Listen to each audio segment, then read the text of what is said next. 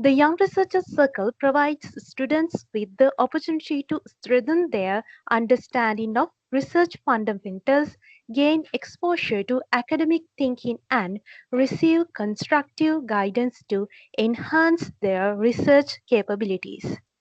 This session has been carefully designed to ensure that students to begin their research journey with clarity and confidence. The primary objective of today's workshop is to provide an introduction to research with special focus on how to identify a research problem and research gap effectively.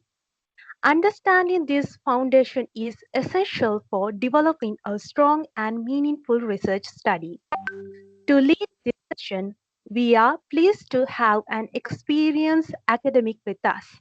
It is my privilege to introduce Dr. Tharindu Gunathilake, Senior Lecturer, Department of Management, NSBM Green University.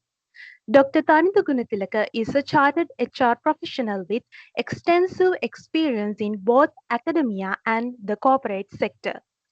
He has been actively involved in research, academic writing, and professional practice in human resource management, and currently is specialized in HRM, strategy, and general management. His experience as a researcher and academic makes him well suited to guide today's session. I now invite Dr. Tharindu Gunathilake to commence today's workshop. Thank you very much for the introduction. Right, so today is the first day of the research support workshop series organized by YRC Young Researchers Circle. So I'm very happy to be the first resource person in this. So let me start by asking you a question. So you can try this question. You can scan the QR code and give your response. How do you see what is research? So this is what we're going to discuss today. So I'm trying to give you a basic overview of what is a research. So we are going to start from the scratch, right? So I'm not going to evaluate you. Just give your view, right? So I can't see who the person is. Just throw your ideas. So let's try to see what is your understanding, and based on that, we will move on. We'll spend a couple of minutes on this.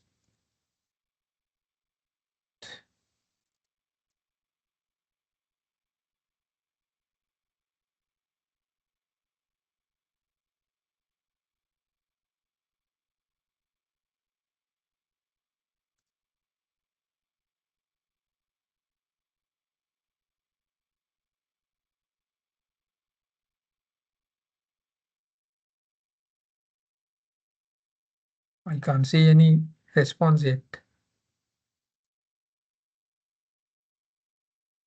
Right. One person said it's an investigation. Yes. Yeah, it's a good one.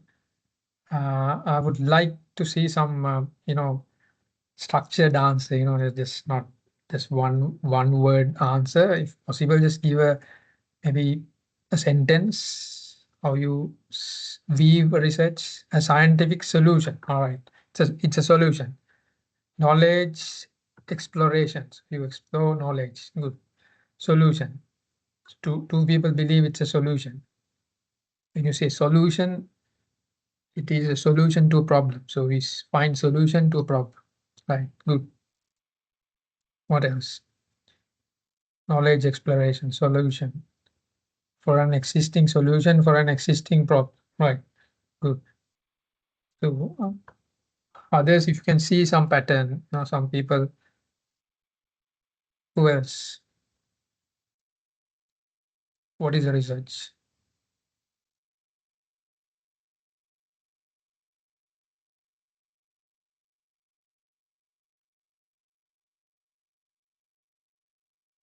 Right. Given the time, yes. Analyzing a set of data. All right. Data analysis is obviously a part of research. So what else? Systematic investigation. Good. I mean, it's not an investigation, it's a systematic investigation. That's what you are saying. Right. So let's move on to the other one. This one. What serves as the intellectual foundation of a research study?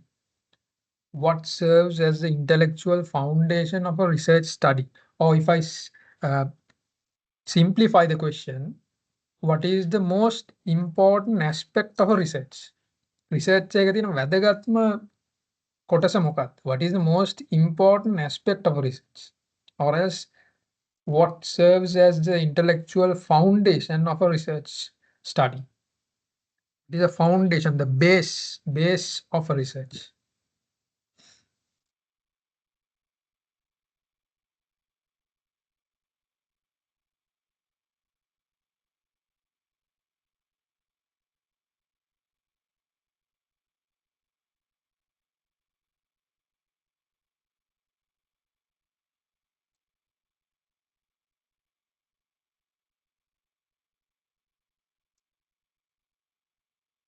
Right. A theory, theoretical framework. Right. What else? So if I say the aspects of research, background to the research, literature review, maybe methodology, problem statement, research gap, research objectives, research questions, hypothesis, discussion, interpretation, conclusion. Those are the basic aspects of research. So out of all these things, what is the most important thing? Some say hypothesis, some say data set, right? Data set, theoretical framework, research problem, right? What else? Let me again repeat the parts, the aspects of research, research problem, research gap, significance of the research, research questions and research objectives, and literature review, uh, methodology, right? If you say methodology, there can be conceptual framework, uh, and then population sampling, and then data analysis, and findings, discussions, and conclusions. Now, out of all these things, what is the most important one?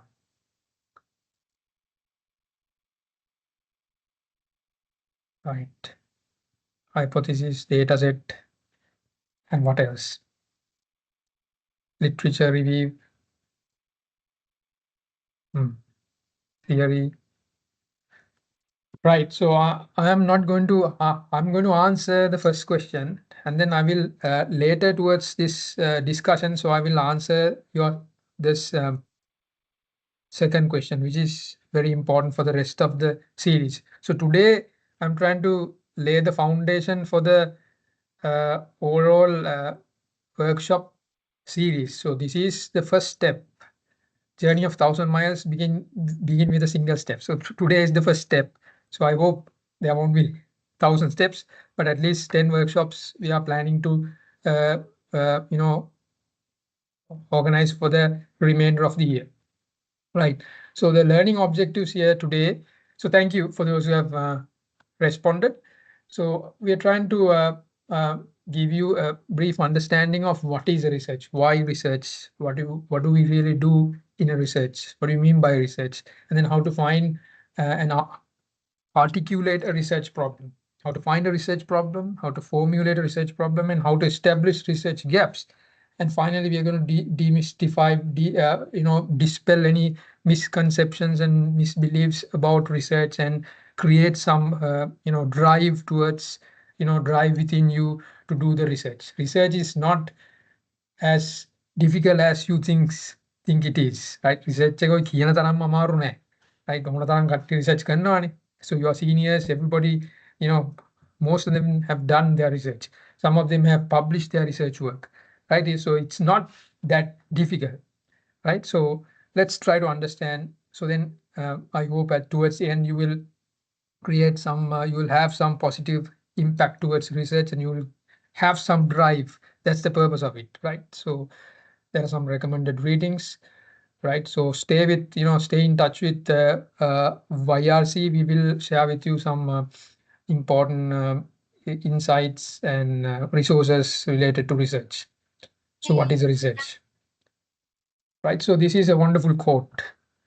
Right. It says research is to see what everybody else has seen and to think what nobody else has thought.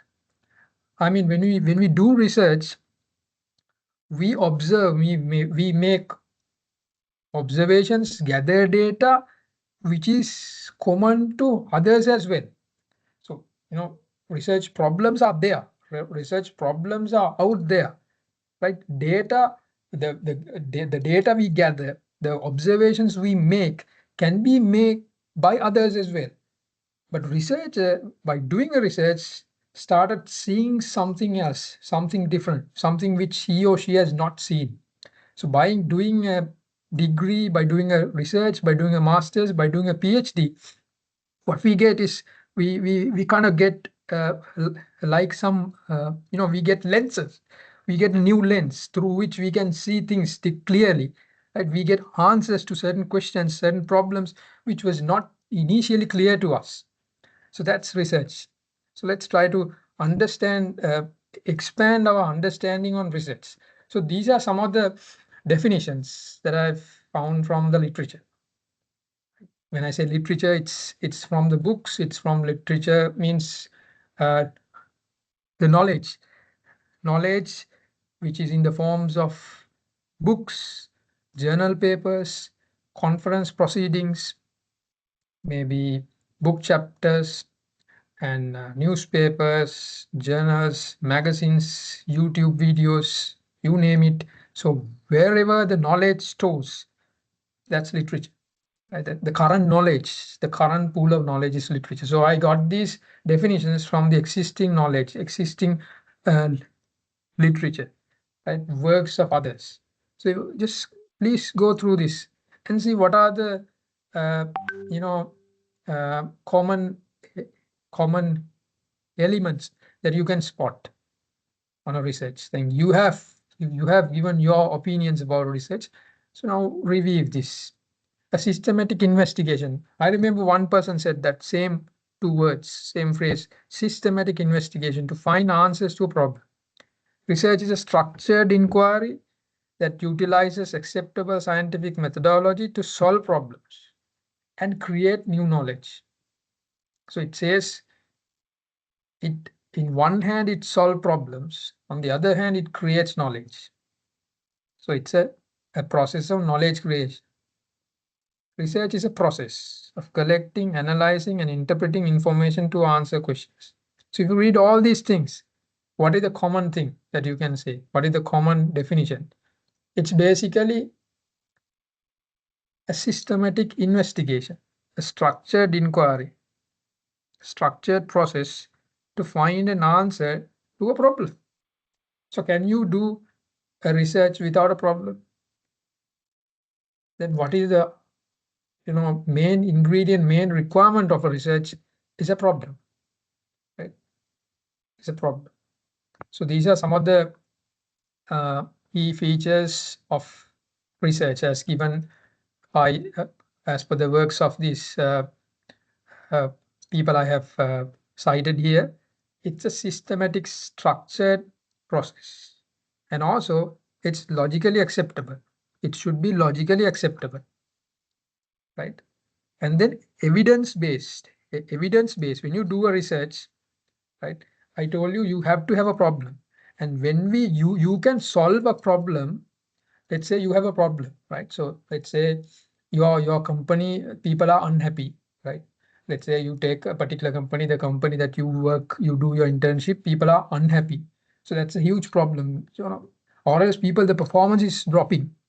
For the last 3 years, the performance of the employees, of the performance marks, the marks that you get for individual employees for the last 3 years consecutively, it's dropping, which is a problem, right?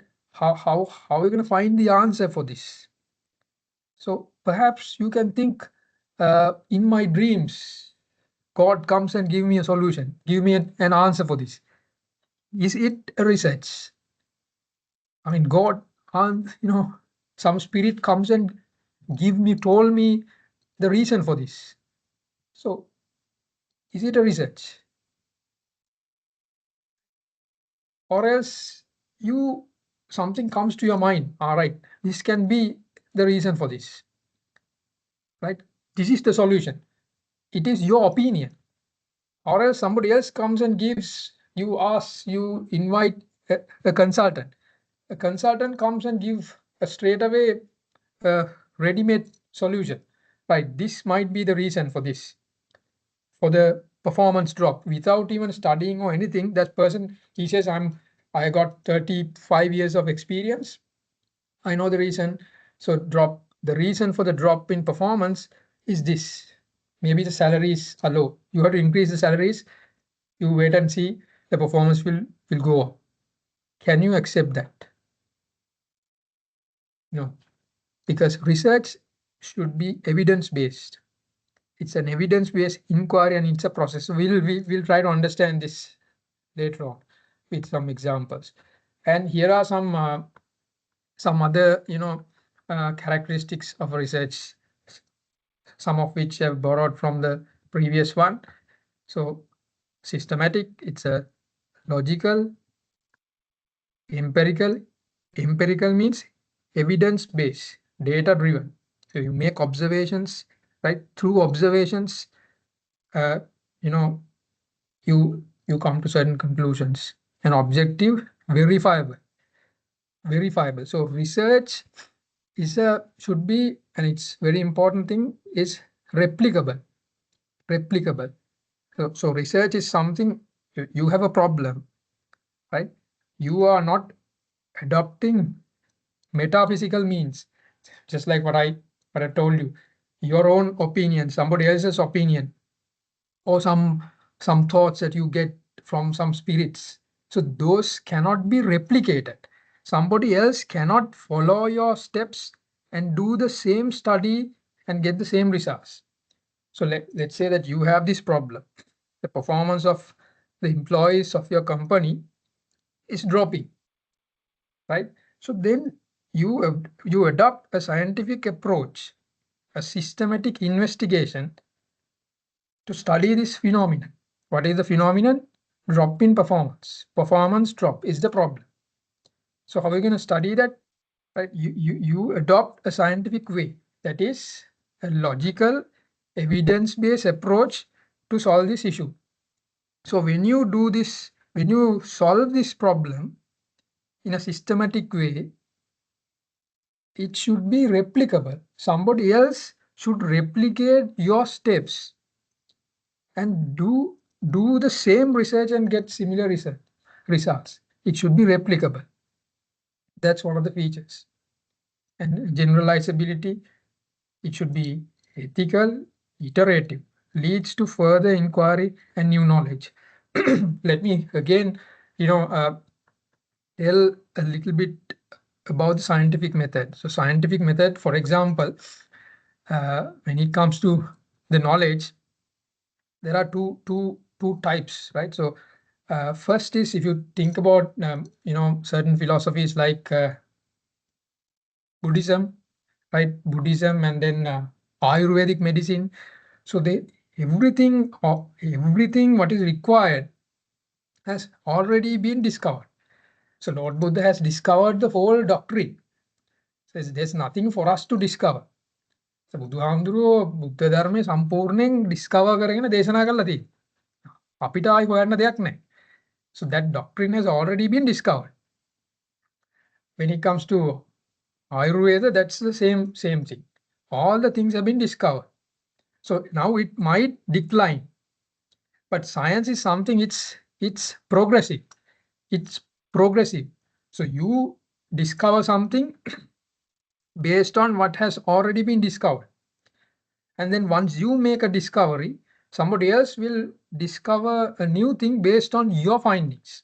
It's like this. Let me give you an example. Let's say that you want to go to Kataragam, right? The example I always use. So if you want to go to Kataragam, are you going to make a road from here to Kataragam from the scratch, or are you going to make a car from the scratch. Wow, Kataragama යන්න නම් ඔයා පාරක් කපාගෙන යනවද Kataragama? The car එකක් මුල ඉඳලා හදනවද?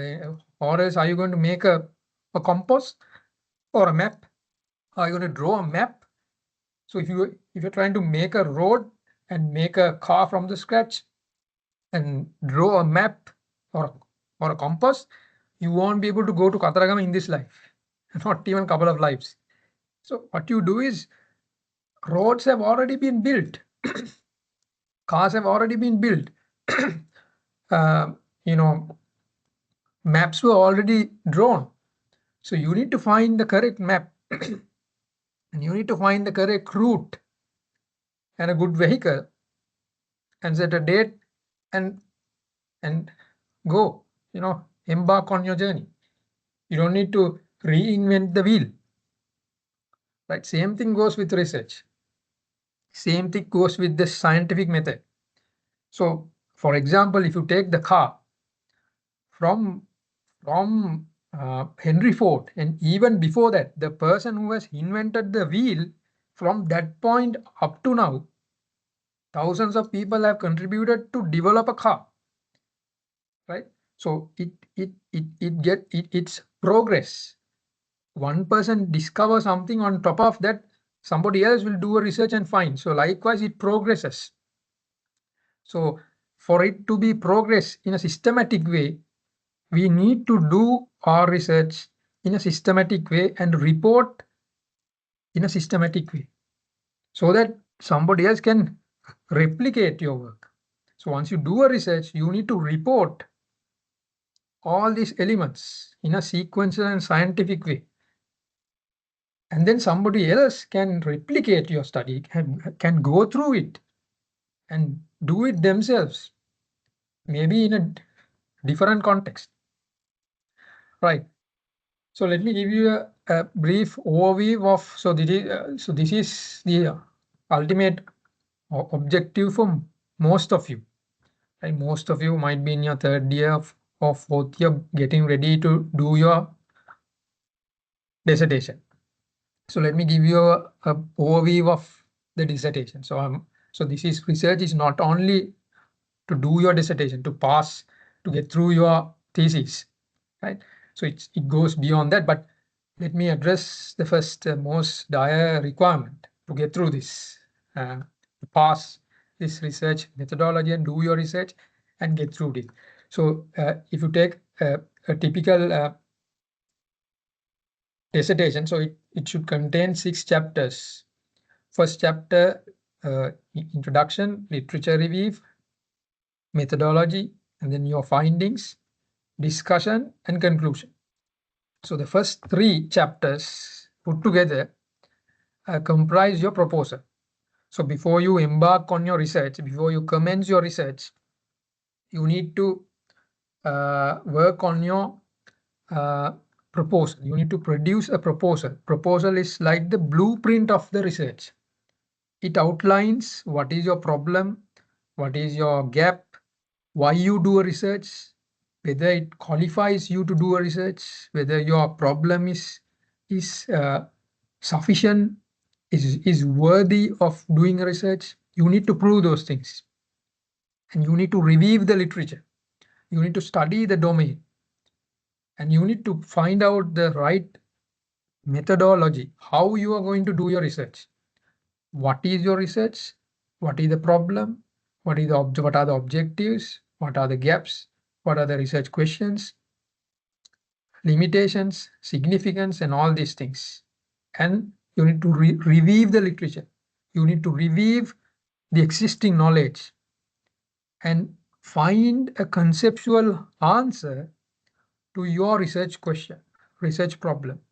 Research problem ekata. So when you do a research, we have discussed, research is a systematic investigation into a problem.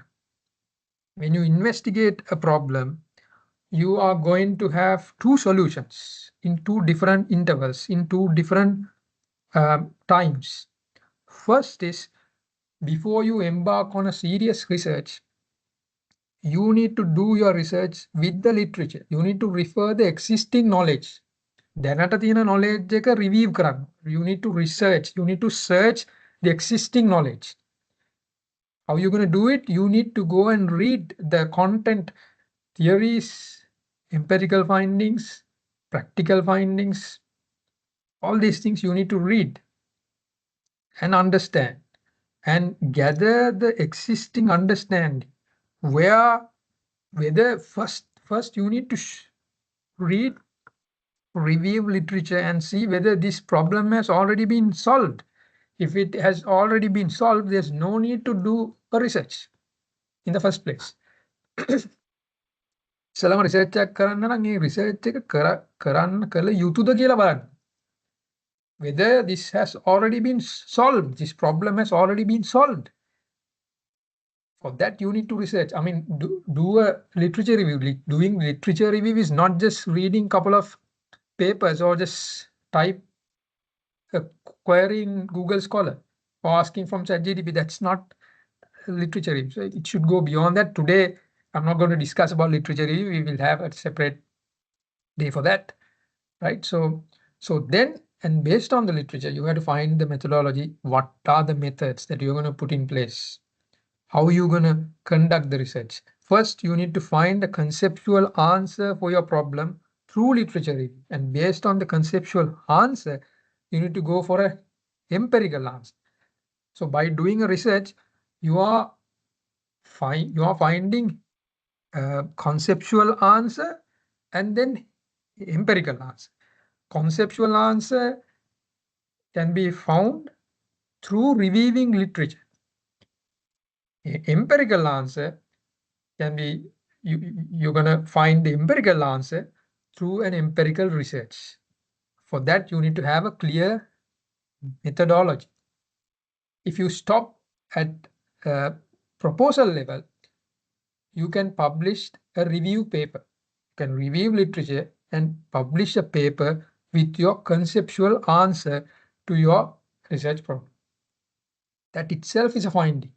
And then the next step is to go and do an empirical research. So today our focus is actually in the first chapter, mostly the first chapter, not even the second chapter. So our discussion today confines to the chapter 1. But I'm just giving you an overview. So this is the end game. This is the finally, this is what you're trying to do. And I had to make it one thing very clear, right? So in your level, undergraduate level, the purpose here is not to do a research to get a Nobel Prize. Nobel Prize ගන්න යන්න එපා research එක කරන්න. මොකද you have only 6 months. I'm talking to the final year students. But for third year, second year students, yes, you can try this. You have, if you have started, it's good that it's lucky that you have started early. So you can try. So as students, always, try to get the way how you're going to do a research in a proper way. So if you know the methodology, if you know how to do a research, well, it's just a matter of applying the same knowledge to other research problems and do as much research as possible. You can do a very serious research when you do MPhil and PhD. So here at this level, undergraduate level, the purpose of the university is not to get the students to do very serious research, concentrating on serious research findings. Rather, we expect you to know the art and science of doing research. The scientific method, you need to absorb the knowledge, how to do a research in a proper and scientific way. That's the whole purpose. Right? Having said that, I'm just giving you a snapshot. This is these are some of the how we design research. These are certain frameworks to design research, right? So research onion. So this is very good framework. So you can find this in Saunders' book is available in the library, NSBM. So very famous one. You can read, if you're really interested. So those things will be discussed in the subsequent workshop series. So today in this research onion, so I'm going to touch the outer two layers, that is research philosophies and research approaches. So those two elements, layers will be discussed. Right. So what is the answer for this? The same question which I've asked. So let me give you the answer. If anybody can answer this, I've got some answers. There's one answer. I saw the correct answer. If anyone can give your answer, why, what is the answer and why? I'll give you 1 minute. If anyone wants to share your thoughts, let me share the answer. Answer is literature review. What serves as the intellectual foundation of research? Or simply put, what is the most important aspect of research? I would say literature review. People might have different opinions, but this is what I've found in the literature. According to literature, literature is the most important, literature review is the most important aspect of research. I will tell a little bit about this as we go on, but I hope you will understand this in the next subsequent workshops. Why? Because when you find the problem, when you find the problem, it should be verified, it should come from the literature. So it should all be backed by evidence. So research is always evidence based. Research, you cannot come up with your own opinions. You cannot come up with your whatever your research problem, the gaps, you find gaps through literature. Literature means existing knowledge, right? So we are trying to extend the knowledge, create new knowledge. We create new knowledge based on the existing knowledge, not out of thin air, right? So problem, your objectives, everything should be refined, should be connected, should be backed by literature, evidence from literature, right? And then you solve, I told you, solve your research problem in two levels. First is conceptual level, second is empirical level. In conceptual level, you have to come up with an answer based on literature. And then when you come up with an answer which is called maybe conceptual framework, right? Then you, we call it operationalize it and to find empirical data. So when you gather empirical data, when you do an analysis, again, your findings should be discussed against literature. And even if you go for qualitative research, same thing. So your findings should be backed by literature, or you have to discuss your findings with existing literature. So this is a game of knowledge. I mean, you create knowledge by using knowledge. So we'll discuss this. So I'll come back to this slide later on. So let me give you an overview. There are certain things that you should know, the basic stuff, right? I'm trying to make it as simple as possible, right? So when you do research, when you do social research, right? Social research, we do, business students, we mostly do social research. Not mostly, we do social research. In social research, we have something called objects. What are the objects? Objects are people. It can be people, maybe groups, organizations, social categories as given in the slides. So for example, think of an employee. We research කරන්නේ employees ලා ගැන කරන්නේ.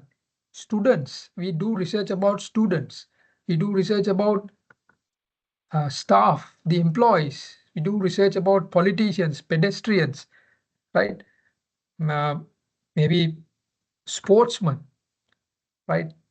So those, maybe one single person. For me, let's say I'm an employee here, and when I go home, I'm a father. So people do research about parents, parental relationship with the children. I did a study about the spillover effect of emotional strain.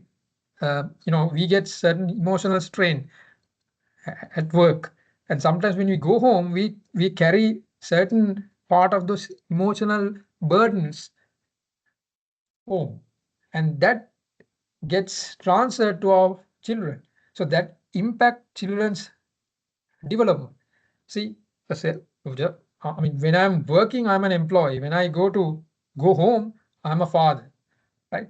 And maybe when I'm driving, I'm a maybe I'm you know if I use public transport, I'm a commuter. When I drive my own car, I'm a driver. So driver's behavior, right? The impact of emotional labor on driver behavior can do research, right? So likewise, when you do research, there are objects, participants, and there are relationships between participants, people relationships, people and company. You know, we have a relationship with the management, with the organization, with the university, right? With vendors, with the government, right?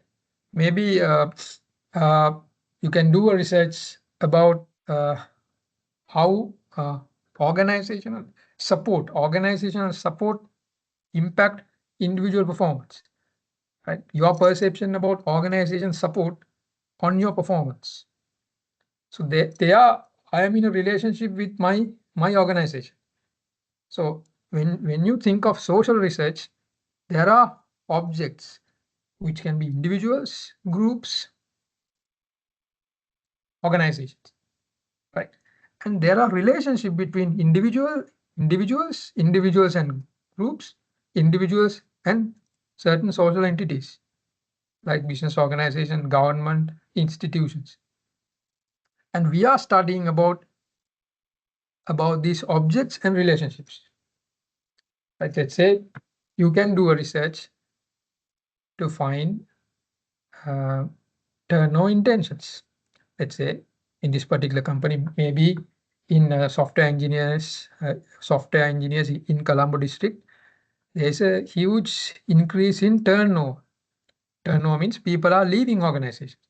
People are leaving organizations. So we can study the patterns of turnovers. Maybe we can do a research to see what are the turnover intentions. Turnover is one thing. Turnover means the number of employees who left a particular company compared to the average number of employees. It's a percentage. It's a value, right? That is turnover. Turnover intention means what is the likelihood that you will leave the company, the extent to which that you might leave the company. If you can measure that, that is called turnover intention. That can be seen as a problem. So you can do a study. You can measure turnover intentions of uh, software engineers in Colombo district. Right. So there you measure a characteristic of the individuals, the objects. So we can measure certain characteristics. If you think about those characteristics, those are called variables. For example, turnover intention is a variable. Maybe subjective well-being, job satisfaction, happiness, employee work performance, work engagement, how engaged you are with your work can be measured. So we call those are variables. So I hope you understand what is a variable. Do you understand what is a variable? If there's anyone who wants, let's have a chat. I've been talking all throughout, so I would like to hear you. ඕන තේරෙනවද variable එකක් කියන්නේ මොකක්ද කියලා තේරෙනවද? Or do you want me to explain what is a variable? Yes, Puda. Just tell me whether you understand this. Variable එකක් කියන්නේ මොකක්ද කියලා තේරෙනවද? Or you want me to explain?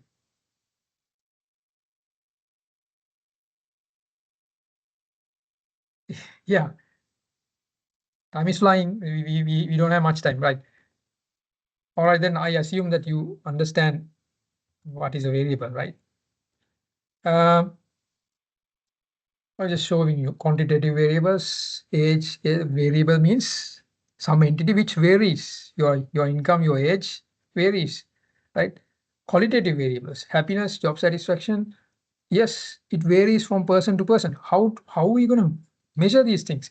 So these are this is not related to this context, but just to show you, I mean, when you do, those who have done research, those who are in the process of doing research knows this. These are conceptual frameworks. We try to understand the relationship between different variables.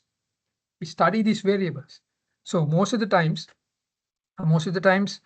uh, this is called dependent variable. So these are independent variables. So this dependent variable means job performance depends on these three variables. That is why it is called dependent variable, right?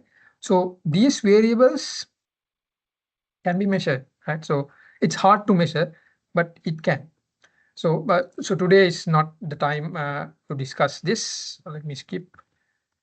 So you can have different moderators, mediators, right? Two layers. So what I was talking, so there are two layers, conceptual layer and empirical layer, right? Conceptual layer, when we do research, you're doing research in two levels, two layers. Conceptual layer, which is the abstract level. You cannot touch these things. You cannot see, you cannot observe. It's conceptual. It's the knowledge, right? You review the literature, and based on the literature, you are trying to identify, solve the problem. And then second level is called operational level. That is the empirical or observational level, where you can make observations, or pain, or you can measure, right? You can ask questions, you can measure, you can give questionnaires. That is where we do empirical studies. Questionnaires දෙනවා, interviews කරනවා, ඒවා සේරම කරන්නේ empirical level එකේ. Conceptual level is where you do your literature review. So let me link this to major types of research. So as we discuss, these are the major things. First is maybe you through your observations, you create laws and theories. That is called induction method, induction approach, right? Here, so you go with data to theory. You gather data and you come up with a pattern, right? And in deduction method, you start with a theory and you go for data.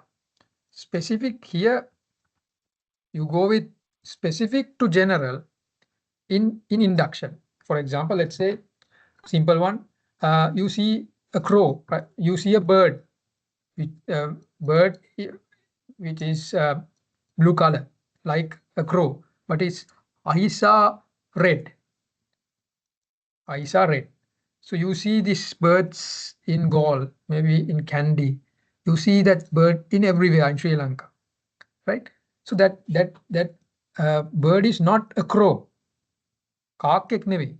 මොකද ඇස් දෙක රතු පාට. So you name, right, this is a separate species. Right? Through your observation, you make a theory. So if you find a bird with this this color, this length, and these features with red eyes like a crow, it is a koha. In a koha. Right? So you identify a theory, a kind of a generalized thing. So that is where you make theories. And then next is you use theories to explain a phenomenon. Right? You make observations and create generalized theories. Theory is a pattern, a universal pattern. For example, sun rises from the east in the morning and sun sets in the evening from the west. So which happens yesterday, which happens today, which happens yesterday, which happens last week, a week before, month before, many years, this have been happening. So it's a fact. It's a fact that sun rises from the east, sets in from the west. So that's a phenomenon, well accepted one. It's a theory. So when a theory is well proved consistently, it becomes a law. So then next is you use theories. Maslow's hierarchy of needs, Herzberg two-factor theory, theory of planned behavior. You name it, there are plenty of theories. You can apply these theories to explain a phenomenon, right? To explain a phenomenon. Let's say, for example, performance drop is a, people, in your company, people's performance is dropping. So you can use a theory, for example, mass model of behaviors. So you can use that and apply that to your context and try to explain what has gone wrong, right? Perhaps you can use theory to predict for the prediction. So we do research, right, to make predictions and explain phenomena, to expand our understanding, to identify uh, patterns, commonalities, patterns, theories, to develop theories. So when you have a theory, so it will better, it will make your understanding about the reality, right? So let me quickly go through certain philosophies in this. So we have talked about the second layer. So let me discuss about the first layer, which is the philosophies of research. So this part is little tricky. So I'll try to make it as simple as possible. If you have any questions, feel free to ask. Right. So there are three things that you should know when it comes to philosophies. Those three things are: first, ontology, epistemology, and methodology. What is ontology? Ontology means what is reality? Reality के කියන්නේ මොකක්ද? යථාර්ථය කියන්නේ මොකක්ද? What is reality? It addresses that question. What is reality? Epistemology means how do we know reality? How do we know reality? What is reality? How do we know reality? අපි කොහොමද මේ යථාර්ථය දැනගන්නේ කොහොමද? Then how do we study reality is what is called methodology.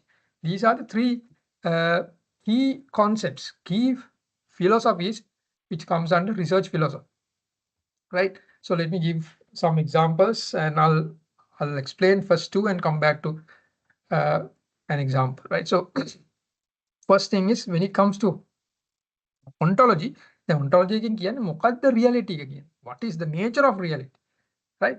So it has, there are many branches, but basically it has two branches, two main types: objectivism and constructionism. Constructivism. Objectivism means objectivist believes reality exists independently of the researcher, right? It means, there is a reality out there. යථාර්ථය කියන එක එළිය තියෙනවා. For example, this is a pen. This is a pen. So this exists independently of me. I am the observer. මම වෙනම ඉන්නවා, pen එක වෙනම තියෙනවා.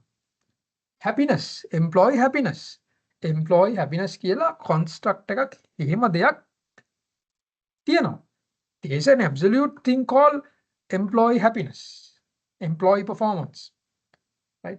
Employee work engagement කියලා දෙයක් තියෙනවා. තියෙනවා නම් තමයි අපිට ඒක මනින්න පුළුවන්. I'll come back to that later. And constructivists, they believe reality is not out there, it is being constructed. It is socially constructed. For example, organization culture. So constructivist. So they believe reality is not something concretely out there, it is something we socially created, right? I'll come back to that later, right? For example, objectivists, so they want to measure things, so measurable traits of effective leader. So constructivist, the example is employees define and experience effective leader. Then effective leader කෙනෙක් කියලා කෙනෙක් ඉන්නව නෙමෙයි, අපි එක හඳුනා ගන්නවා අනිත් මිනිස්සුගේ experience තුලින්. So you will better understand by learning this. Second thing is epistemology. Epistemology means how do we know what we know? How do we know reality? Reality යථාර්ථය අපි කොහොමද දකින්නේ කොහොමද? ඒක දැනගන්නේ කොහොමද? This is the most important part. Most of the times it has two main types: positivism, interpretivism. positivists and interpretivists. Positivism means knowledge is objective and it can be measured. Knowledge එක අපිට measure කරන්න පුළුවන්. For example, if you take this pen, since this pen, so this positivism goes hand in hand with objectivism. Constructivism goes hand in hand with interpretivism. If there is an entity, if there's a single reality called pen, if this pen exists, only we can measure this. Then මේක එකක් තියෙනවා නම් අපිට මේක මනින්න පුළුවන්. දැන් මේකේ පාටක් තියෙනවා. This has a color, this has a weight, this has a length, this has a width, this has a shape. So we can measure these things. Same thing goes with latent constructs. Same thing goes with psychological variables. Then අපි කිව්වා happiness, work engagement, motivation, job satisfaction. Those are psychological variables. We call it latent variables, psychological variables, which you cannot touch, which you cannot give a number. You cannot measure in the surface level, but it can be measured using a scale. We'll come back to that later. According to positivists, since employee work focus, employee happiness, job satisfaction are phenomena which are out there. Then job satisfaction කියන එක, motivation කියන එක එහෙම දෙයක් තියනවා කියලා believe කරනවානේ මේ positivistsලා. ඒතර එහෙම දෙයක් තියනවා නම් ඒක මනින්න පුළුවන් මේ. ඒගොල්ලන් believe කරන එක මනින්න පුළුවන්. It can be objectively measured. But on the other hand, interpretivists, they believe knowledge is subjective and based on interpretations. So knowledge එක දැන් interpretivistsලා කියන්නේ knowledge දැන් reality එක එළිය නැහැ. reality එක අපි හදාගන්න දෙයක්. එක එක්කෙනා වෙන වෙනම හදාගන්න. එතකොට ඒ වගේ philosophy එකක ඉන්න කෙනෙක් හිතන්නේ අපි කොහොමද මේක දැනගන්න? How can we know reality is through interpretations. මනින්න බෑ. ගිහිල්ලා මෙහෙම බරමයින්නවා වගේ මනින්න බෑ. So you can talk to them. You can talk to people and get their interpretation based on your observations, based on the words that they express. Right? You create the reality. Reality ke hadaagana. Udaharanaka, let me give you an example. Let's say a pudding. Right? So somebody makes a pudding. So let's say positivists can see the pudding. Pudding is out there. It's the reality. So you can taste it. You can measure the sugar levels. You can measure the ingredients that have been used for that because it's out there. Because it's real. It's the reality. Reality is out there. But for the interpretivist, what you do is you go and talk to the chef. You go and talk to the people who have tasted this. Because it's not out there. You go and talk to the people who have provided the ingredients, customers who have tasted this, chefs who have made this, talk to each and every one of them, and then you create the pudding yourself. You have to do it yourself. So that's a casual example, right? Then finally, methodology. What is methodology? How do we study reality? Reality study. How do we study when it comes to, you will better understand this by looking at this comparison, right? For example, if you take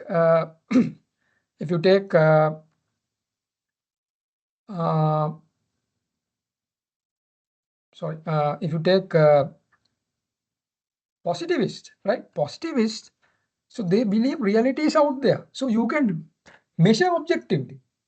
So if you're going to do a research, most of the research that we expect students to do are quantitative research. So why we can measure things in numbers. So you can measure employee happiness and you can measure performance. So if you can measure performance and measure happiness of the employees of your company, so you can see whether there's a relationship between these. You can calculate and see which department has the highest performance. you can see the correlation between these two variables. You can see the causality, whether happiness cause performance to go up. All these things can be done if you can measure these variables. You can measure these variables only if they are present, if the reality is out there. So how you know that reality is by measuring them. How are you going to study it?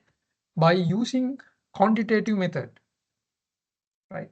To giving questionnaires, measuring things, right?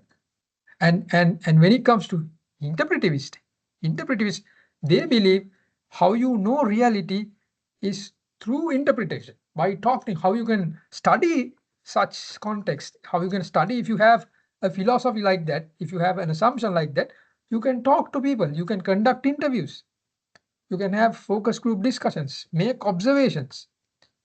You can go to the people and see how they work, talk to them, observe them, and then you create the reality, right? So that is why we say uh, uh, quantitative. We have two methods basically, two methodologies, two major methodologies, right? What are the two major methodologies? Qualitative and quantitative. So I will quickly go through the classification of research. So research is classified based on the application, whether it's pure research or applied research. You understand the difference, right? Pure and applied research. But we expect the students to mostly do applied research because pure research takes time. For example, turnover intensive of knowledge workers in Sri Lanka. Pure research. Increased turnover in large-scale software companies in Sri Lanka. Maybe increased turnover in ABC company in Sri Lanka. ABC company with a reference to a apparel company in Sri Lanka, something like that. You narrow down. So pure research is social perceptions of paddy farming in Sri Lanka. Applied research is attraction and retention of youth in paddy farming in Sri Lanka. So, it's more or less related to an applied research problem. Pure research is a conceptual one, which takes time. So we expect students to do applied research. And coming back, the objectives. There are basically three, or we can classify in broad terms, four objectives. What is the objective of your research? Or research objective එක මොකක්ද? Whether you are going to explore a phenomenon. අපි හිතමු work engagement. For example, no, work engagement has been well studied. So usually is the basic research. We call it exploratory research. You explore some domain which has not been properly explored. අපි සාමාන්‍ය exploratory research එක කරන්නේ ඒ area එකේ ලොකුවට research කරලා නැත්තම්. For example, how do employees feel about AI at work? Right? Let's say not much research has done in this area. So in that case, you want to explore this domain and see what's going on here. That's the question, the key question, right? So next one is descriptive research. You want to describe some phenomenon. What is happening? What is the percentage of staff are satisfied? What is the employee work focus? What is the level of work focus among construction workers in highest graded construction companies in Sri Lanka? That was one of my objectives. ලංකාවේ highest graded construction companies වල ඉන්න මිනිස්සුන්ගේ work focus level එක මොකක්ද? I want to describe that phenomenon. So when I do that, so I can say males are much focused than females, and these gender categories, marital status based on certain demographic data, demographic criteria. These are the levels of work focus. We can compare that. We can compare different segments. We can compare different findings. These findings with the existing literature. We can you can do a descriptive study. Descriptive nature, right? The next one is correlational and explanatory. So some research, some text, they combine these and say explanatory. We do some research to explain certain phenomena. Why is this happening? Does training improves performance? Whether there's a relationship between training and performance. So correlation says it has a relationship.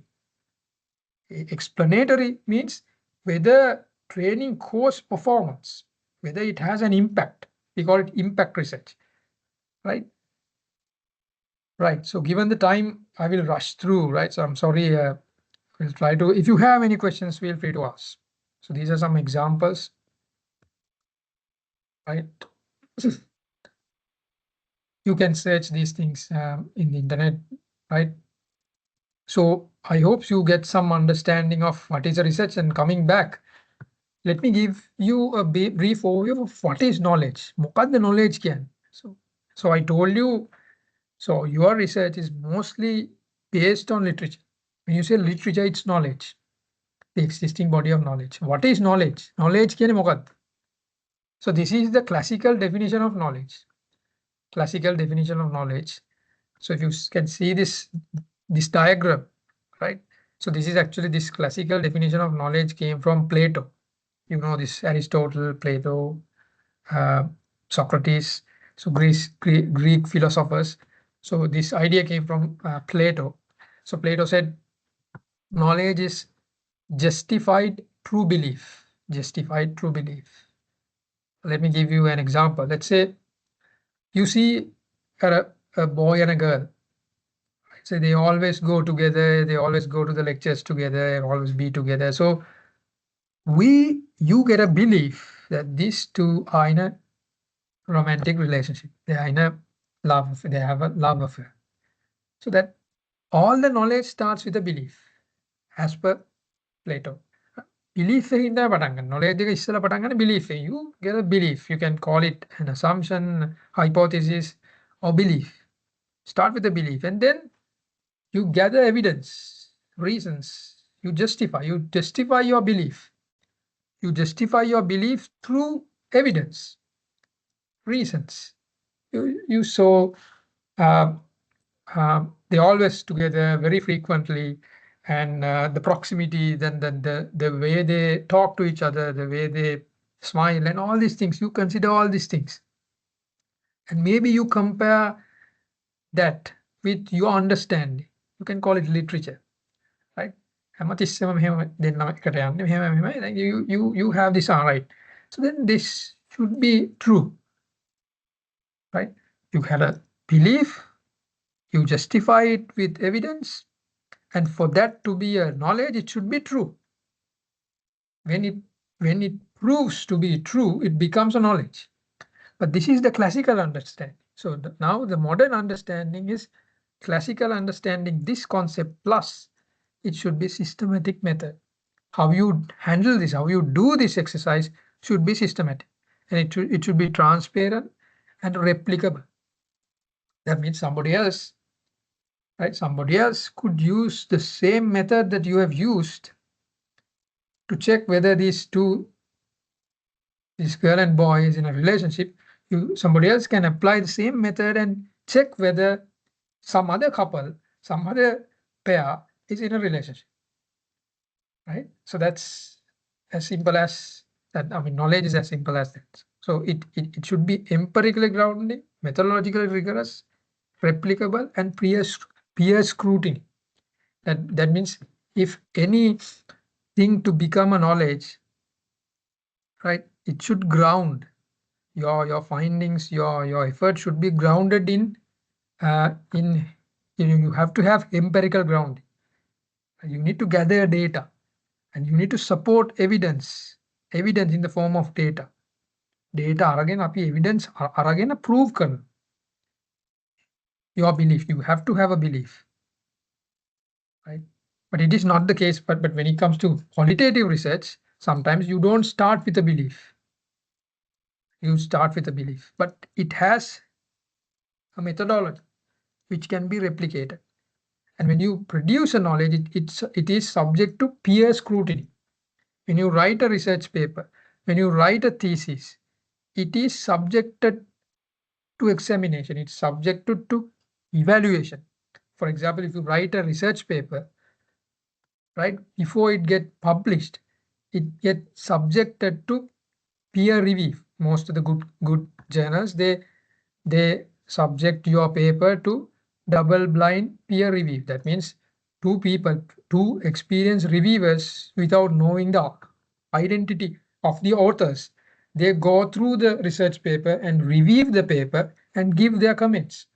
And if there are some mishaps, if there are some areas for improvements, those things will be communicated, and then you have to do those improvements. Only it gets approved, and it gets approved and get published means it becomes a part of the literature.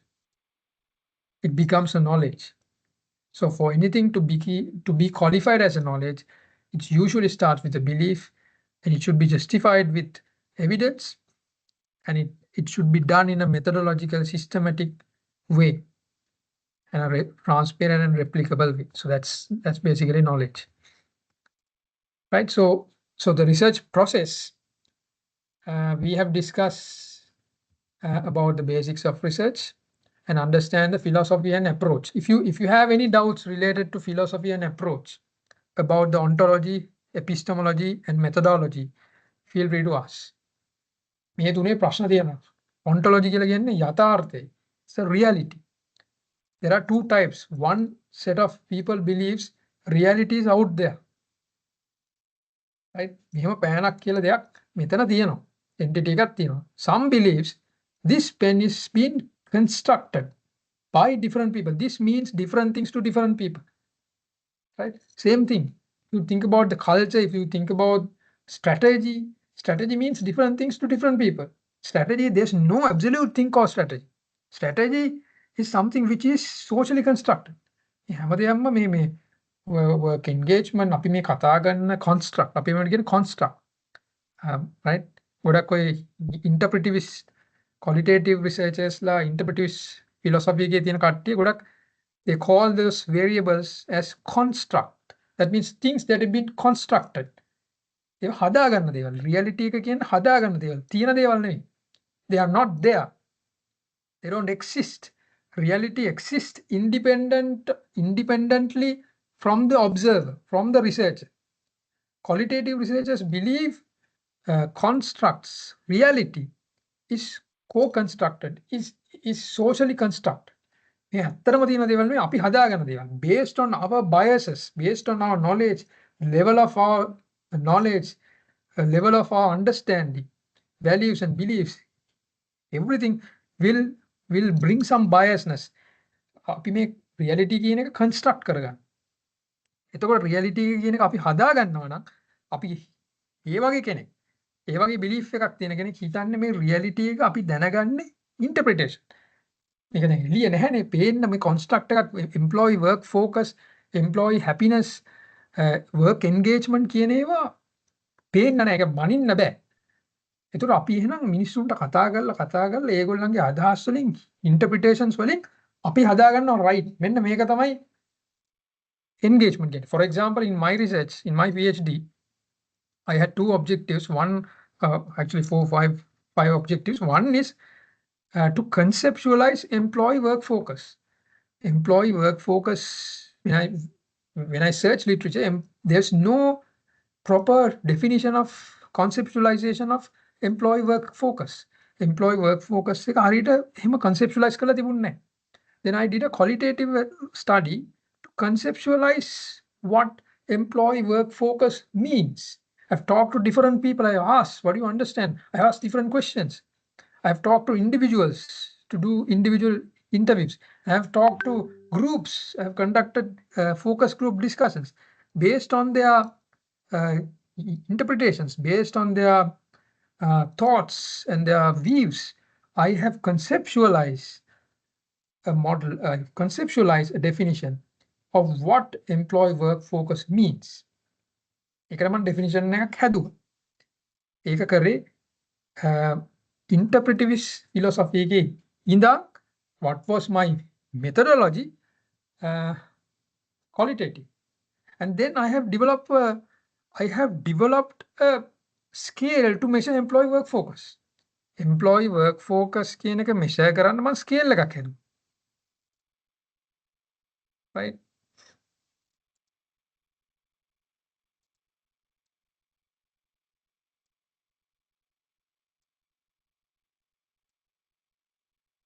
Let me show you. This is my problem statement. Employee work focus, although an important antecedent and stuff, has not been adequately conceptualized. Employee work focus has not been adequately conceptualized in the literature. And accordingly, there is no valid and reliable scale for measuring the said construct. I have defined it, and finally I have developed a scale to measure employee work focus. This is the scale. 14 items, 3 dimensions. That's a scale, right? Sorry. So here, now what we're going to do is formulate and clarify research topic. Research topic, when it comes to research topic, basically what we're trying to do here is to identify the problem and the gap, right? We don't have much time. I'll try to finish off. Just give me a little more time. Maybe I can borrow 15 minutes from your time. So let's see. So research problem.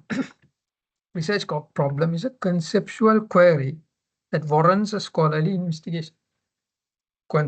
Research problem එක කියන්නේ conceptual query that warrants ප්‍රශ්නයක් තියෙනවා. මේක conceptual ප්‍රශ්නයක්. It can be a problem, this question, that a problem which warrants a scholarly investigation. Scholarly investigation එකක් කරන්න පුළුවන් ප්‍රශ්නයක්.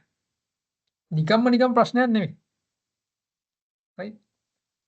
And this problem should be reality plus gap. Gap එකක් තියෙනවා. Problem එකක් කියන්නේ නිකම්ම reality එකක් නෙවෙයි. It should always come with a gap. And you need to provide evidence to justify the reality that the problem is indeed a problem. And most of the students, when they write the problem statement, they give a statement, and you should justify your problem.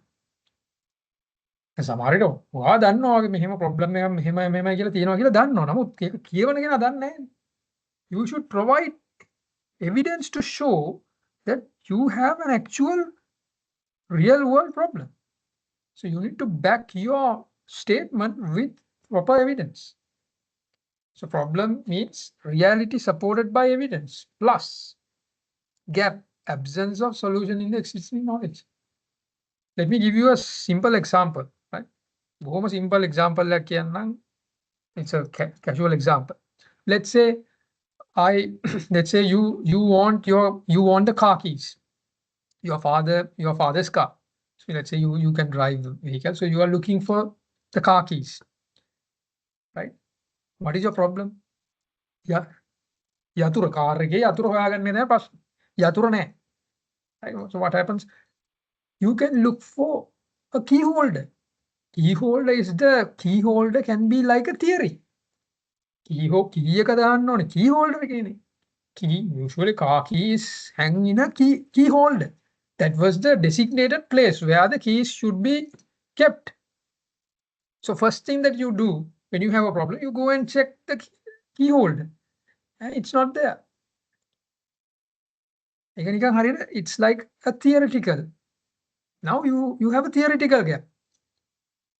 Key holder again. So then you think your experience previously. My father has kept this kept it on the television.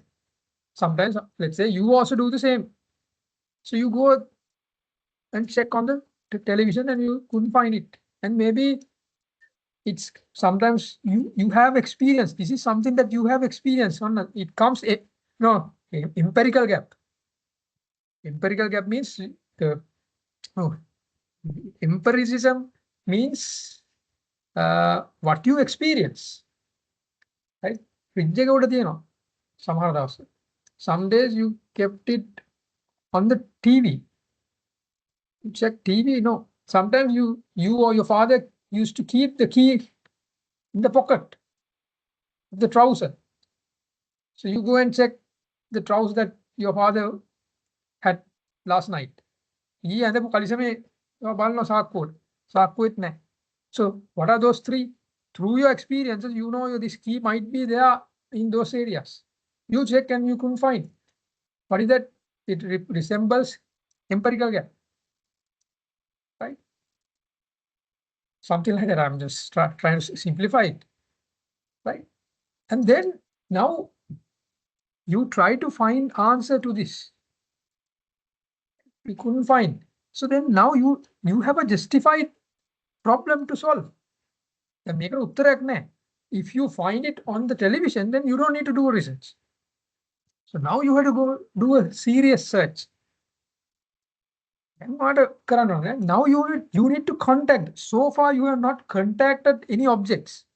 You have not talked to your father, sister, or anybody else.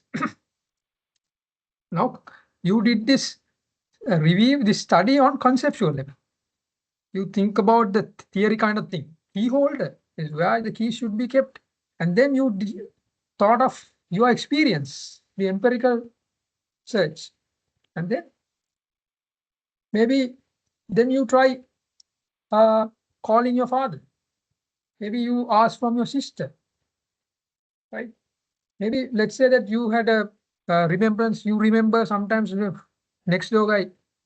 අල්ලපු ගෙදර පොඩි එක්කෙනා සෙල්ලම් කරන්න වෙලා කීයක ගිය පාර මෑන් අරන් ගිහින්. ඔයාට මේක මතක් වුණා. So what is that? It's a empirical evidence. So then you call next door.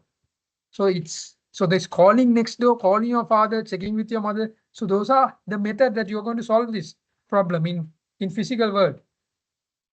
So you got that from previous literature. ඔයාට මතක් වුණා අල්ලපු ගෙදර පොඩි එක්කෙනා කියලා ගිය පාර අරන් ගියා යතුරු. ඔයාට මතක් වුණා you made the call. You got the method from the literature. Something like that. It's a very, very casual thing. Right. Let me ask you questions. Can you read this and give me the answer? Don't take too long. Which of the following statements most accurately reflects a research problem in scholarly inquiry? මොකද උත්තරේ? Yes. What is the answer?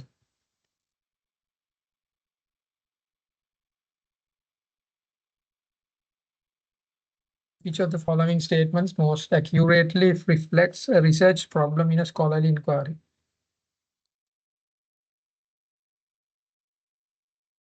මේකේ තියෙන හොඳම research problem එක මොකක්ද? Sorry. Most accurately reflects a research problem.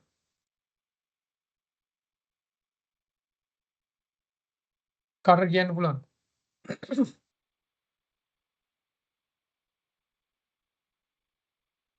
What is the answer? This is the answer. Clearly articulated issue or conceptual question arising from theory or practice. Make a theory not පුළුවන්, practice that requires systematic investigation. A clearly articulated issue. Problem statement means it should be a statement first. Clearly articulated issue or conceptual question arising from theory or practice that requires systematic investigation. නිකම්ම ප්‍රශ්නයක් නෙවෙයි. It should worth trying a systematic investigation. It can be an issue from the conceptual question or theory or practice. Make a theoretical question. If it is a theoretical question, sometimes it can be a pure research mostly. Right? If it is practical question, it can mostly be applied research. Let me go to the next. Which of the following best represents a well-formulated research problem? What is the answer? Please try and give your feedback. Okay, then I would like to hear all throughout I've been talking, right? So I would like to hear you. Second one. Second one. This study aims to examine the impact of leadership styles on employee engagement. Second one. Who else thinks something else?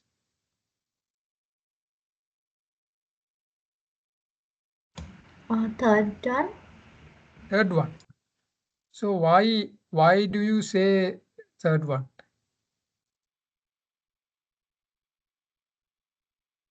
Like even though there is like existing literature, we can further do research. So there is still a gap so that we can conduct a Yes. research.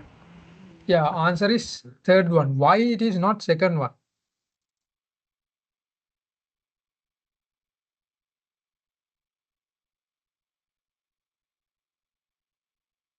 Despite extensive research on leadership and engagement globally, limited empirical evidence exists on how transformational leadership influence. So they show a gap, no? So I have said at the outset. So for problem to be a researchable problem, there should be a gap. Just a problem is not do. It should be should go with a gap, right? So next one, last one. So what is the answer for this?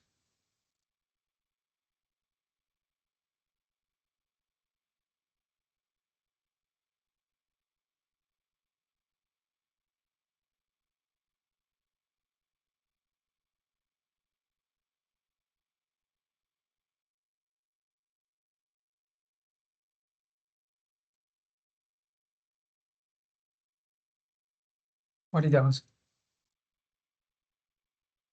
Second one. Second one.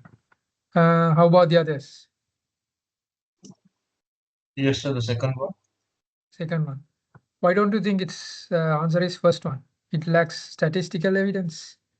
I told you you need to uh, you know substantiate back your problem with evidence. You cannot when it comes to when it comes to research, you cannot simply give your opinions. You're not supposed to give opinions.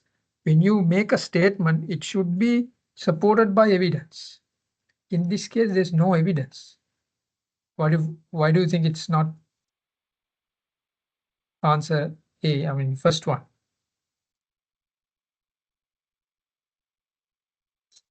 But yes, your answer is correct. It does not identify a specific, as I explained. So the problem should go with a gap. Yes, the first one, it lacks statistical evidence. It lacks evidence, whether it's statistical or numerical or textual. That evidence can be, given later on. So this is the statement. So this is just a problem statement. Problem statement is a statement. First, you have to give the statement and then you can write your justification. First, you have to very clearly express your problem. Problem එක ඉස්සෙල්ලා ලියන්න ඕන බොහොම පැහැදිලිවම එක sentence එකක් විදිහට problem එක ලියන්න. ඊට පස්සේ ඔයාලට පුළුවන් ඒක justify කරන්න. So this is the problem statement. So you don't need to justify, include your justification in your problem state. You can do it subsequently. So the answer is this. I hope this is clear. Last one.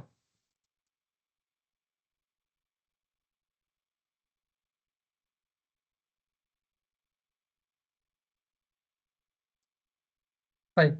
The research gap. A research gap. When you say research gap means, first you need to solve your problem in a conceptual level. I've told you at the beginning, when we do research, we are doing research in two levels. First is conceptual level. Second is empirical level. Empirical level is where we design our questionnaires, design our questions for the qualitative interviews, conduct surveys, gather data, analyze data, do thematic analysis, transcribe your data in qualitative research, and based on that you do thematic analysis. You gather data through questionnaires, you clean your data, you analyze your data using different softwares, and you do regression, correlations, structural equation modeling.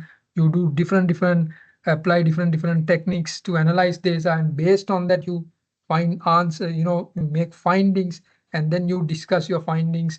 Perhaps you might have you have hypotheses.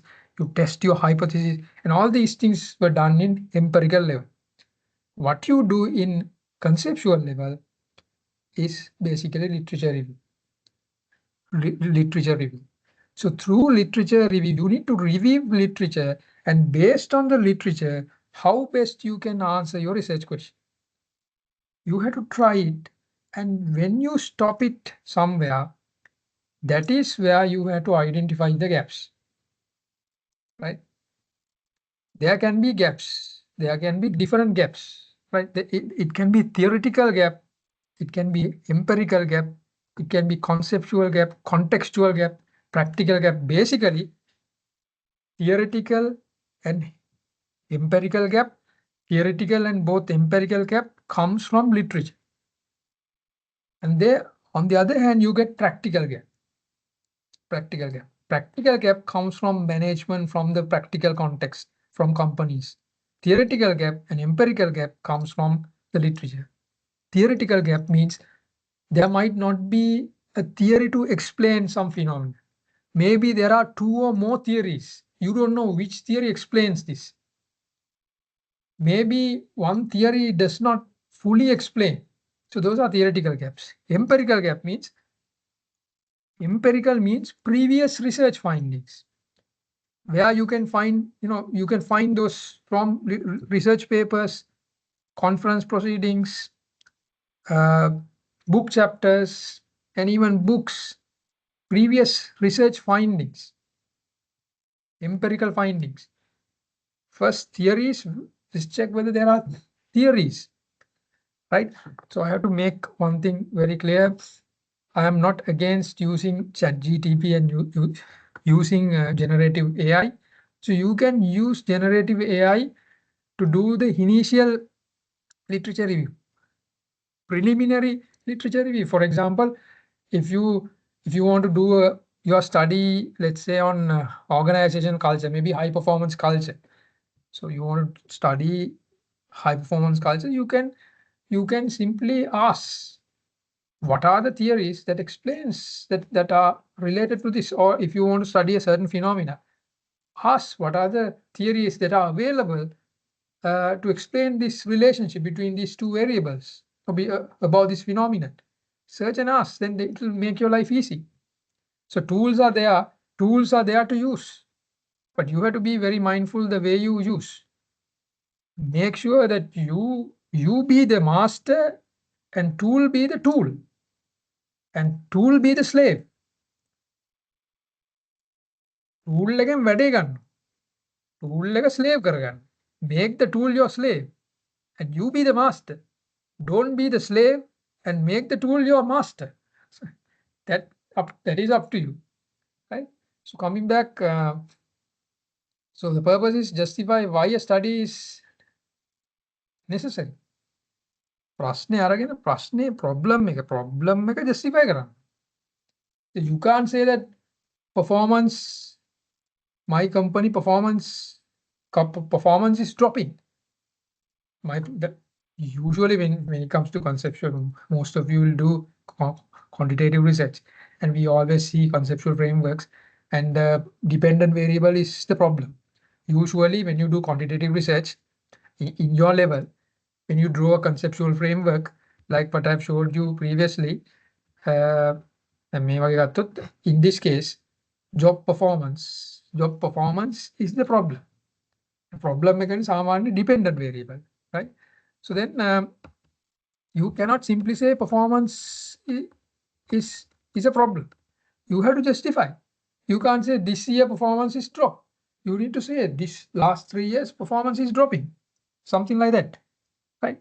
So when you do research, always make sure that you justify your problem. What හිතට එන එක අරගෙන කරන්න බෑ. ඒක justify කරන්න ඕනේ. මෙහෙම ඇත්තටම මෙහෙම problem එකක් තියෙනවා කියන එක justify කරන්න. Using literature, right? Let me ask a few questions. And when you do when you identify gaps, so it's very important that you start from the recent literature. So some people, they refer all literature and quote all literature and say there's no there's a gap. But sometimes when you say certain, when you say the variables, researchers, invigilators, they know that there should, there cannot be a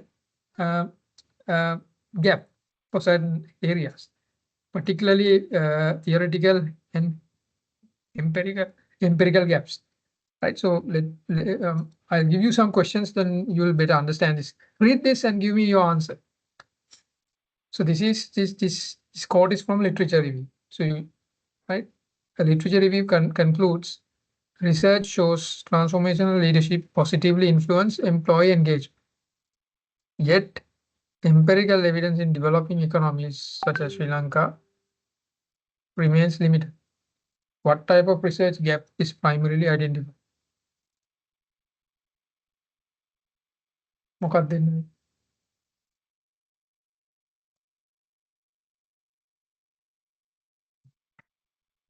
Transformational leadership positively influence employee engagement. Right? That was there in the existing literature.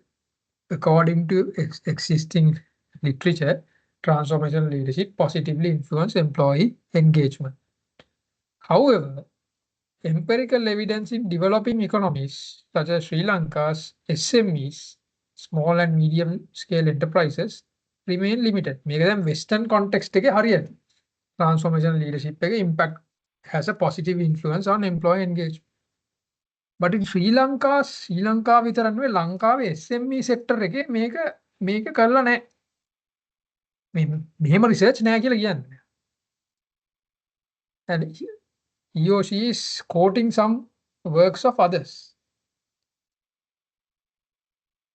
When you quote these works of others, you might suspect, when I read this, I might see that these two people, these two works would have covered this by now.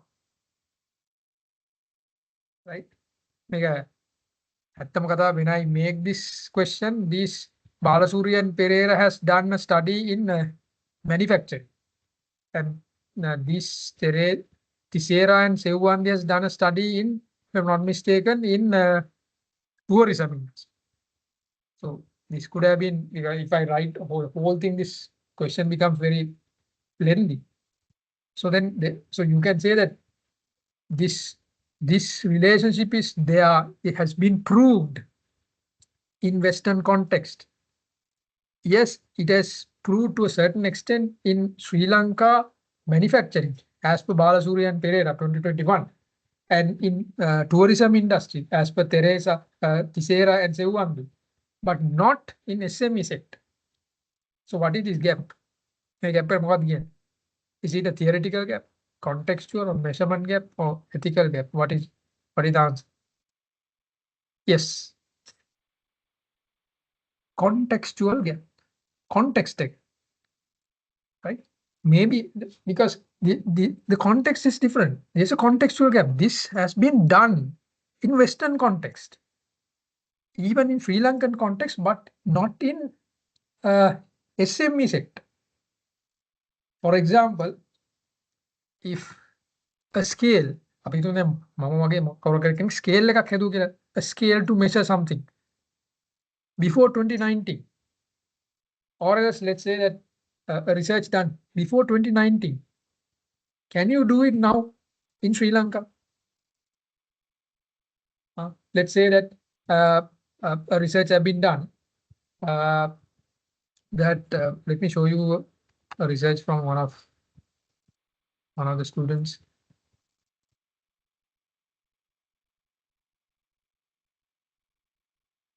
The simple one, right? Here, research problem. Please read this. Even though Ayurveda wellness tourism is growing in Sri Lanka, Ayurveda wellness tourism, we do not fully understand why tourism choose to revisit Ayurveda wellness resorts in Western province. As wellness tourism expands, it remains unclear whether tourists will return to the same resort. So, what is the question? What is the problem? What is the problem? I will show you. This is a simple conceptual framework. So she found based on literature. Revisit intentions of tourists in Ayurvedic wellness hotels. When she do the conceptual research, literature review, she found the service quality has an impact on this, but it doesn't go straight. It goes through a mediator. So it says, as per literature, service quality impacts tourist satisfaction impacts revisit intention, right? So that is the conceptual framework. Let's say a kind of similar research is done in Sri Lanka. In 2012. Can you do this research now? මට කියන්න මේක දැන් කරන්න පුළුවන් මේ model එකම මේ විදිහටම රිසර්ච් එකක් කරලා තිනවා ලංකාවේ මේ context එකේ. Can you do a research now? Can you? පුළුවන්ද බැරිද? පුළුවන්. Why I say yes? Because now the context is different. Before 2012 and compare 2012 and now, the entire ecosystem, entire context have been changed. If you think of a research like this, let's say remote work, the impact of remote work on employee satisfaction or employee performance or employee engagement.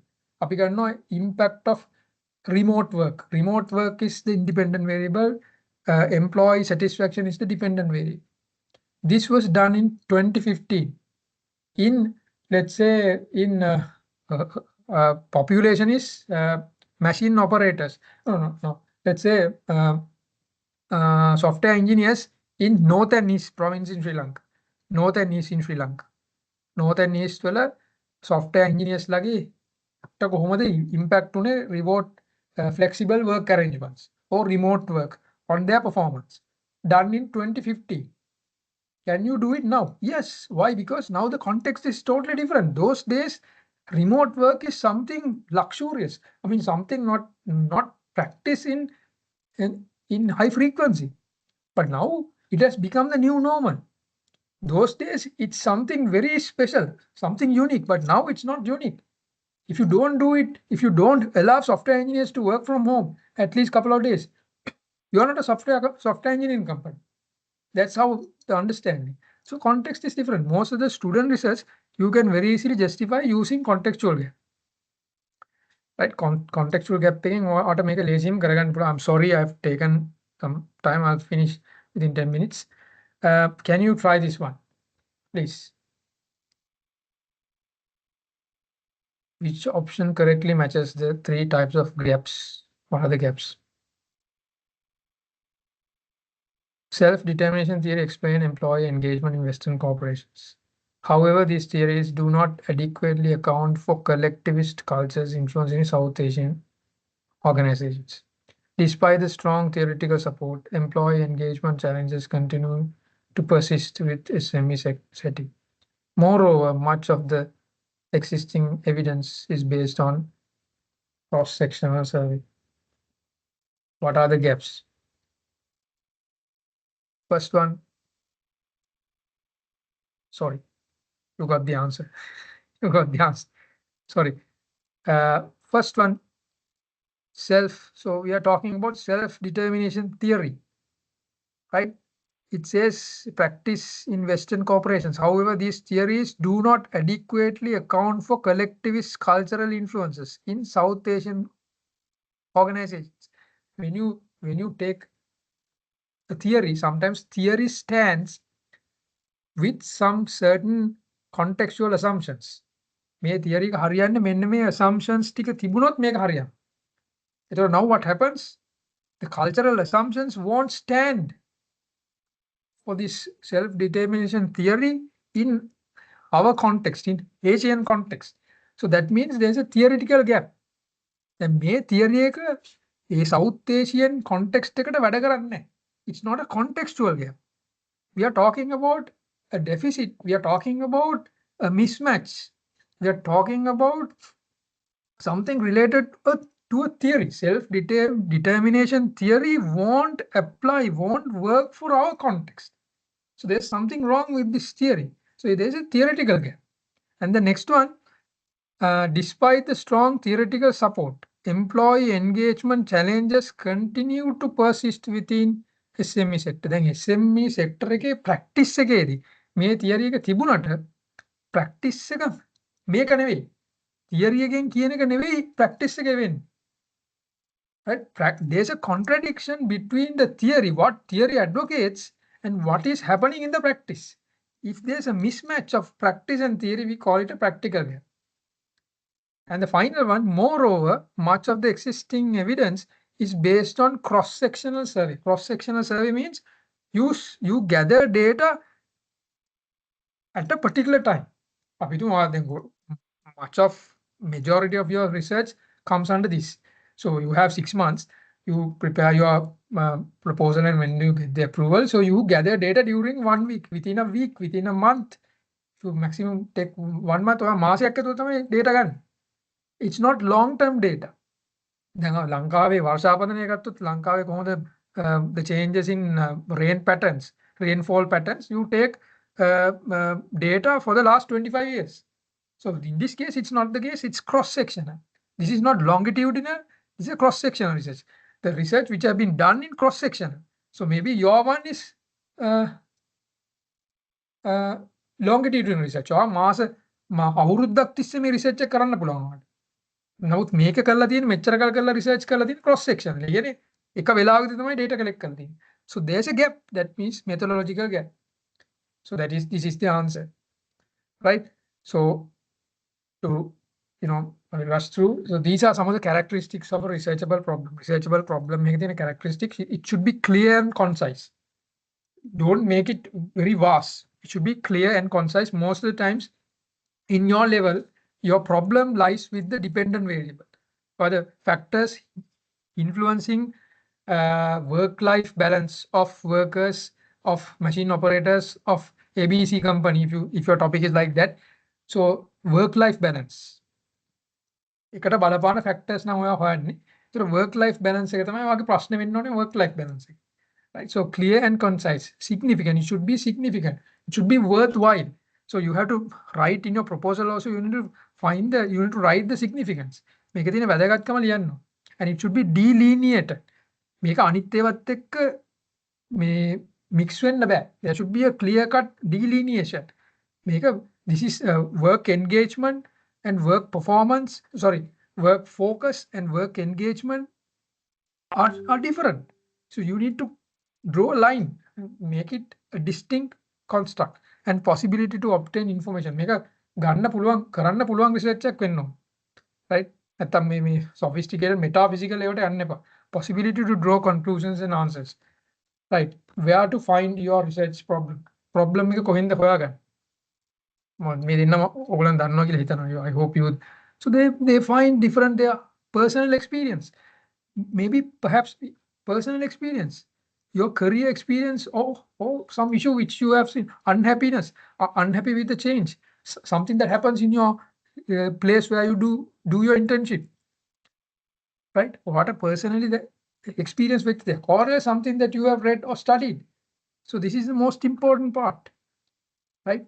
Something that is why you need to read literature. So before you do, why your research was given in the final year? Why it is not given in the first year? Why research is become thorough when it comes to masters and PhDs? It's because first you have to be a domain expert. Before you do research, you need to read a lot. Read, research, empirical knowledge. You need to read empirical studies which have been done on your domain. And what are the theories? First, when you have the problem, what a problem එක identify කරගත්තට පස්සේ first you need to go and see what are the theories that might explain my problem, that might provide some answers to the problem. If there's no theory, if there are contradictions, if there are multiple theories and you don't know which one to get, yes, there's a gap. Right? Then you need to go and read empirical findings. කලින් මිනිස්සු කරපු research මේ ගැන මොනවද කරලා තියෙන්නේ? You have to read. කියවනකොට බලන්න ඕනේ latest downwards. ළඟදිම කරපු research මොනවද? හොඳම paper ටිකක් ගන්න. You download, you read the papers and find the best ones. When you get one good paper or maybe couple of papers, you can go back, you can refer their, literature, their reference list of reference and go back. And one best way is to, this is very important, to find research problems is to read future research. If you take any research paper towards the end, at the very end, they have to usually give what are the future research that emanates from that particular research. ඕනම research එකක් කෙනෙක් කරාට පස්සේ at the end he or she needs to give future research avenues. මේ research එක තව extend කරන්න පුළුවන් මොන පැති වලටද කියන එක research paper එකේ අන්තිමටම තියෙනවා. thesis එකේ අන්තිමට තියෙනවා. ඒ කැලේ කියවන්න. You can read the abstract, and if you think this is the right one for you, then read. It's better if you can read the whole thing. If you don't have time, at least go and read those parts where you can find some hints for your research problem. So I'll stop here. If you have any questions, feel free to ask. Right? So I try to cover. It's very hard to cover the whole thing, given the time. So I hope you get some understanding what is the importance of research. Let me recap what we have discussed, right? So we have actually, we try to understand what is research. Research is systematic investigation to find answers to a problem. It's a systematic investigation. It is logically acceptable, evidence-based. It should be logically acceptable, evidence-based, replicable process, right? So we have discussed different verifiable, objective, those features. So basically what you do is you have to write first three chapters as your proposal. When your proposal is approved, only you can do the empirical study. So I've discussed when you have a research problem, first you need to identify the research problem. That's the first number one.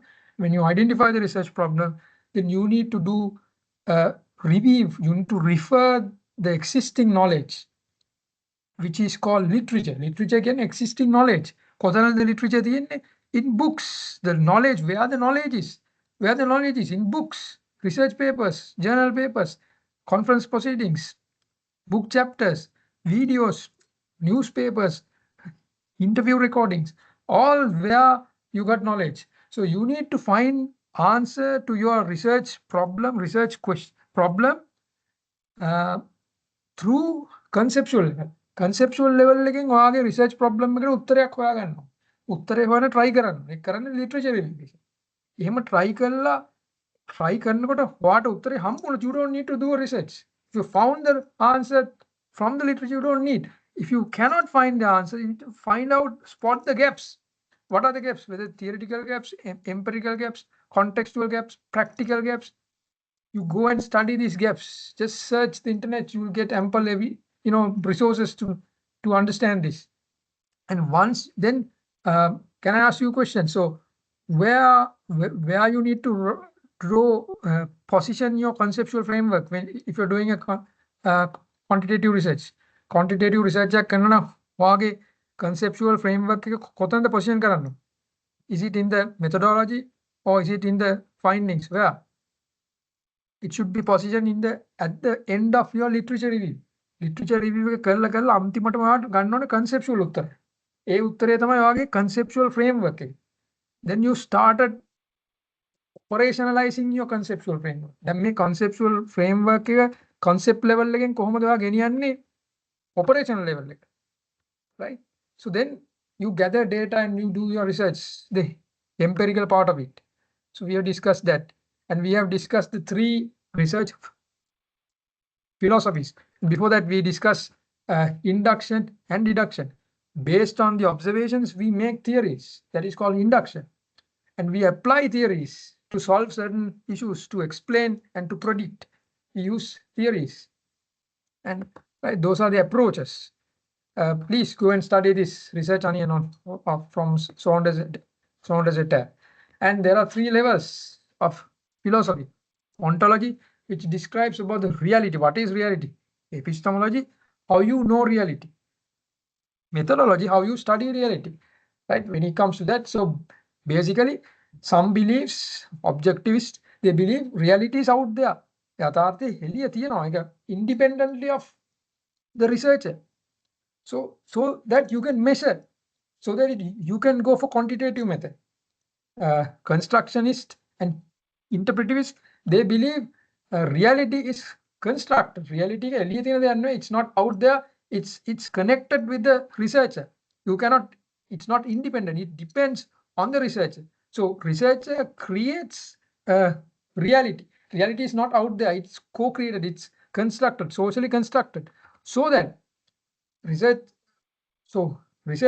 how they get to know the reality is through interpretation, by talking, through interviews, through focus group discussions, make observations, and then you interpret data, right? So then that is the way. That is qualitative methodology, right? And then we discuss about the knowledge. What is knowledge? Justified true beliefs plus systematic, transparent, and replicable method. And then based on the application, we divide research, pure applied, and based on objective, exploratory, descriptive, and explanatory. It can be correlational, and explanatory. Most of your research comes under exploratory research. You explore a phenomenon. ඇයි මිනිස්සු සතුටින් ඉන්නකොට හොඳට perform කරනවද හොඳට perform කරනකොට සතුටින් ඉන්නවද? ඇයි ඔයගේ company එකේ මිනිසුන්ගේ performance drop වෙලා තියෙන්නේ? What are the factors? So how do you do? You do regression, you do correlation. Maybe you can use some advanced methods like structural equation model. You can use tools like smart PLS, right? So those are very easy. I mean it's not that difficult, right? So we will discuss those things later on. And types of information. If you use numbers, it's quantitative. If you use text, it's qualitative. Right, so we discuss about this research problem, which is reality plus gap, and we have discussed about different types of research gaps: theoretical, empirical, practical, and contextual. Most of the student research can be justified very easily. Contextual gap. On the research paper, let's say good research, where if you can find a very good Q1 and Q2 journal research paper, and if you can contextualize it to Sri Lankan context, bring it from Western or Eastern or any other context to our context, that is enough, I would say, if you want to do a quality research. I mean, that's one way, because if it is a Q1 journal paper, you don't need to worry about the methodology, literature, everything was fully verified. So you simply adopt that to our context. It's contextual gap. It's a contextual gap. Most of the students at your level, they very easily do that. It's not copying and pasting. So it's a scientific method. I mean, you need to acknowledge their work. You bring their methodology and you apply that to a different context, because there's a contextual gap and empirical gap, methodological gap, theoretical gap. So we have discussed about those gaps. So that's the whole idea, to give you a bird's eye view of research, to snapshot of research. If you have any questions, feel free to ask. Right. If you have any questions, I'll be more than happy to answer. Yes. So I need a small clarification regarding the student research symposium. Yes. So for that, can't we just submit a conceptual research paper? Like, can't we develop findings and Review paper.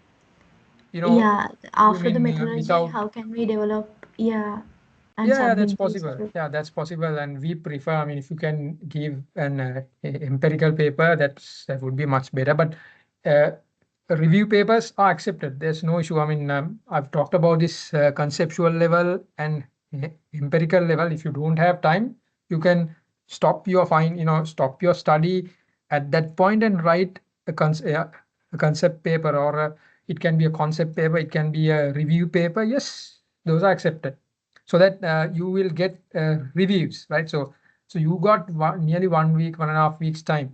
So if you can study well, you can very easily write a review paper. And once you submit it, your paper will be reviewed and you will get comments.